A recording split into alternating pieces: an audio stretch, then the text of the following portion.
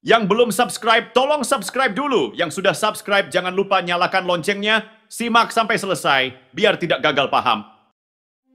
Kebijakan baru yang muncul dan langsung memicu kebingungan publik ini seharusnya mengundang banyak pertanyaan. Gimana bisa kebijakan semacam ini muncul begitu saja tanpa sepengetahuan Presiden Prabowo Subianto, yang jelas tidak pernah mengeluarkan instruksi soal pelarangan penjualan gas LPG 3 kg di tingkat pengecer? Kenapa Bahlil Lahadalia, yang menjabat sebagai Menteri SDM, bisa tiba-tiba bertindak sendiri dengan kebijakan yang bisa berdampak luas ini? Kalau Bahlil bergerak tanpa persetujuan Presiden, lalu siapa yang sesungguhnya berada di balik keputusan ini? Atau bisa jadi kebijakan tersebut adalah bagian dari strategi yang lebih besar untuk menjatuhkan citra pemerintahan yang baru saja mulai berjalan. Banyak orang mulai mempertanyakan, apakah Bahlil cuma bertindak sebagai pion yang dimanipulasi oleh pihak-pihak tertentu dengan kepentingan pribadi? Kebijakan yang diambil ini bisa dibilang cukup merugikan masyarakat. Sebab pengetatan penjualan gas LPG 3 kg seharusnya tidak perlu ada. Apalagi sampai menambah beban pada rakyat kecil yang sudah kesulitan.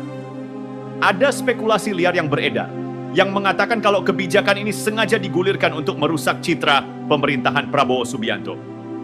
Gimana bisa kebijakan ini muncul secara tiba-tiba dan tanpa koordinasi dengan Presiden?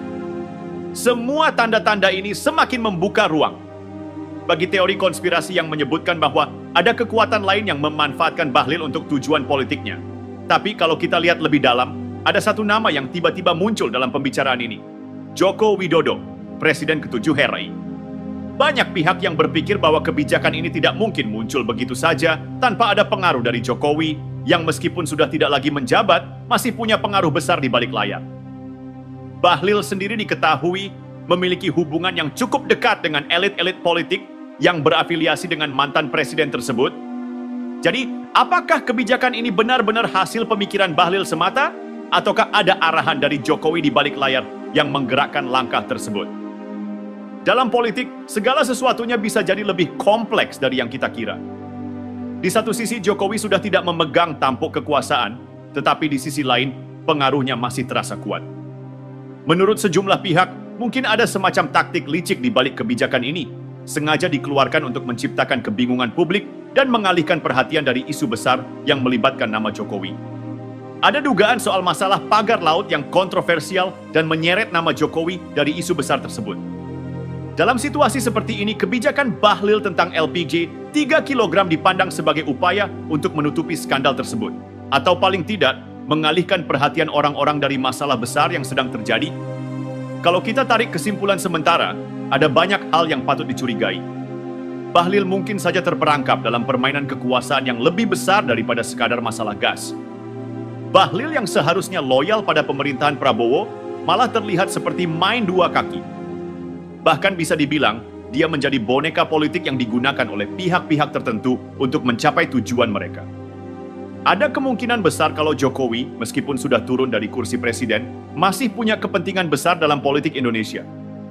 Kita nggak bisa menutup mata bahwa pengaruhnya masih sangat terasa, bahkan setelah masa jabatannya berakhir. Jadi, bisa jadi kebijakan ini bukan murni keputusan Bahlil, tapi malah hasil dari tekanan atau instruksi dari pihak luar yang ingin mengubah arah politik atau mengacaukan citra pemerintahan yang baru.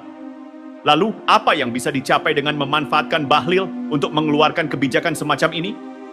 Jawabannya mungkin sederhana. Mengalihkan perhatian publik dari isu-isu besar yang sedang melibatkan nama Jokowi.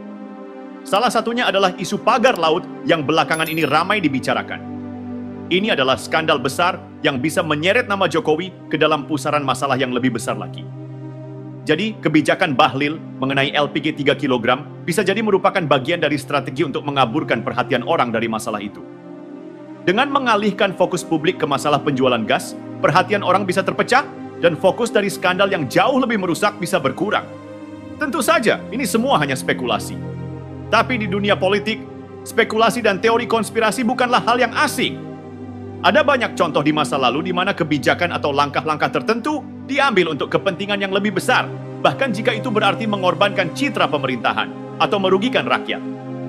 Dalam hal ini, jika benar Jokowi yang ada di balik kebijakan ini, kita harus mempertanyakan apa yang sesungguhnya terjadi di balik permainan kekuasaan yang begitu rumit ini.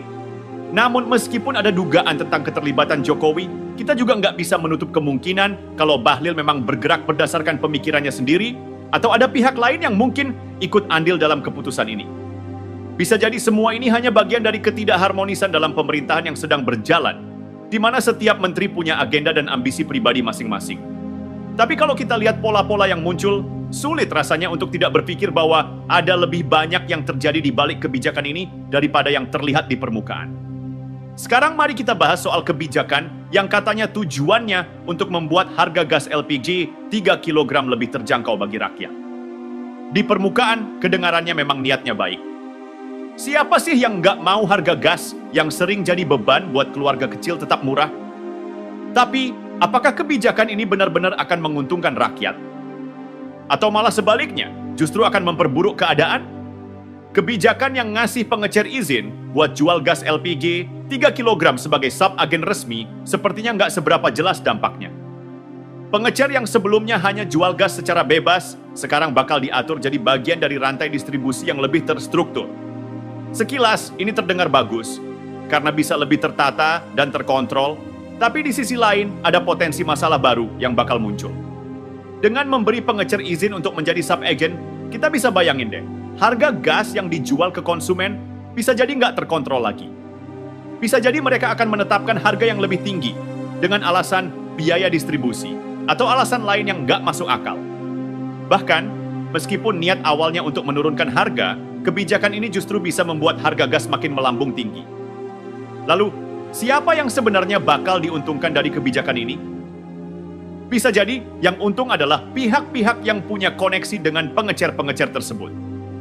Jaringan kekuasaan yang sering berputar di sekitar kebijakan semacam ini mungkin saja akan memanfaatkan celah-celah yang ada untuk mencari keuntungan pribadi. Pemerintah bisa jadi niatnya untuk membantu rakyat, tapi jika pengawasan terhadap pengecer dan distribusi gas nggak benar-benar ketat, yang terjadi malah bisa sebaliknya. Para pengecer malah main curang, menaikkan harga seenaknya. Lebih parah lagi, kebijakan ini keluar di saat yang sangat sensitif. Pemerintahan Prabowo baru saja mulai, dan seharusnya dia fokus pada stabilitas ekonomi dan kesejahteraan rakyat. Tapi, kebijakan semacam ini malah bikin banyak orang bingung dan nggak tahu apa yang sebenarnya terjadi. Kenapa kebijakan yang seharusnya simpel ini bisa jadi ribet? Padahal, seharusnya fokus utama adalah memastikan harga gas tetap terjangkau tanpa harus membebani rakyat lebih lagi. Ini malah jadi kesempatan untuk permainan harga yang bisa sangat merugikan konsumen.